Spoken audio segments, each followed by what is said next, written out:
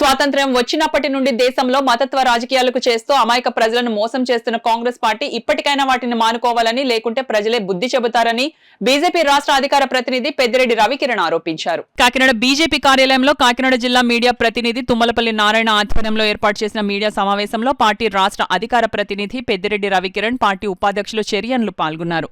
ఈ సందర్భంగా పెద్దిరెడ్డి రవికిరణ్ మాట్లాడుతూ దేశంలో మతత్వ రాజకీయాలకు తెరలేపింది కాంగ్రెస్ పార్టీనని ఆరోపించారు. ఇప్పటికైనా వారిని ఆపుకుంటే భారీ మూల్యం చెల్లించుకోవాల్సి వస్తుందని హెచ్చరించారు. నమస్కారం, నా పేరు తుమ్మలపల్లి నారాయణరావు, జిల్లా మీడియా ప్రతినిధి.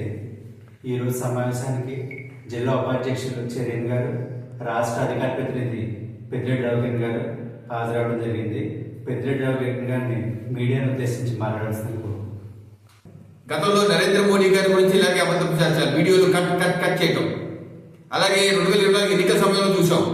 రిజర్వేషన్ల గురించి అమిత్ షా గారు అన్న మాటలు అన్నారట్టుగా ఆర్టిఫిషియల్ ఇంటెలిజెన్స్ జోడించి మరి అబద్ధ ప్రచారాలు చేసి ఈరోజు అక్కడ కేసు కూడా నమోదయ్యి విచారణ జరుగుతుంది.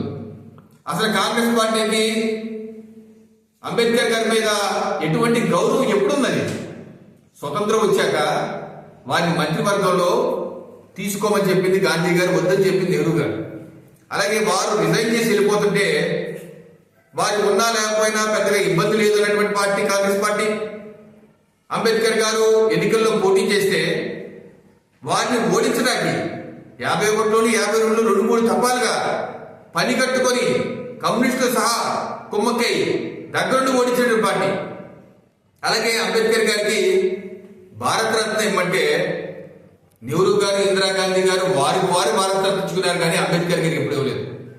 అలాగే అంబేద్కర్ గారు పుట్టినటువంటి ఊరు మావో ఏదైతే ఉందో మధ్యప్రదేశ్లో, అదొక పుణ్యక్షేత్రంలో చేయమంటే అటువంటిది వాళ్ళ సొంత డబ్బులతో చేసుకోవాలి, కానీ ప్రభుత్వ ఖర్చులు చేయనన్న పార్టీ కాంగ్రెస్ పార్టీ. కానీ వాళ్ళ సమాధులు మాత్రం అత్యంత రంగరంగ వైభవంగా ప్రజాధనంతో చేసుకున్నటువంటి పార్టీ. ఇటువంటి పార్టీ ఈరోజు ఏం మాట్లాడుతున్నారు? రాజ్యాంగాన్ని అనేక సార్లు సవరించి ఏం చేశారు? వ్యక్తి స్వేచ్ఛ అంచడానికి సవరణ చేశారు.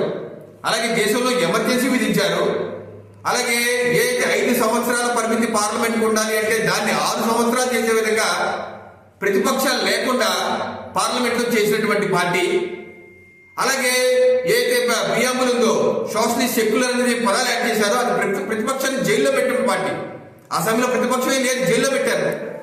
అటువంటి రాజ్యాంగ సవరణలు చట్ట వ్యతిరేకంగా రాజ్యాంగ సవరణ చేసి పార్లమెంట్ లో చర్చకు తీసుకురాకుండానే తమిళలో ఉన్నటువంటి సముద్రంలో ఉన్నటువంటి కచ్చిదీవిని శ్రీలంకకి ఇచ్చేసినటువంటి పార్టీ. అలాగే రిజర్వేషన్లకు వ్యతిరేకం నెహ్రూ గారు ఈ పుస్తకంలో ముఖ్యమంత్రులు రాసిన లేఖల్లో ఈ పుస్తకంలో ఉంది. 1961లో రాశారు, రిజర్వేషన్ల వల్ల ద్వితీయ శ్రేణి వ్యక్తులు అధికారంలోకి వస్తారు, ఈ దేశానికి మంచిది కాదని రాశారు. అలాగే బీసీ రిజర్వేషన్ గురించి మండల్ కమిషన్ వ్యతిరేకంగా రాజీవ్ గాంధీ గారు పార్లమెంట్ లో గంటల కొద్ది మాట్లాడారు. అంటే రిజర్వేషన్ వ్యతిరేకం ఆ పార్టీ.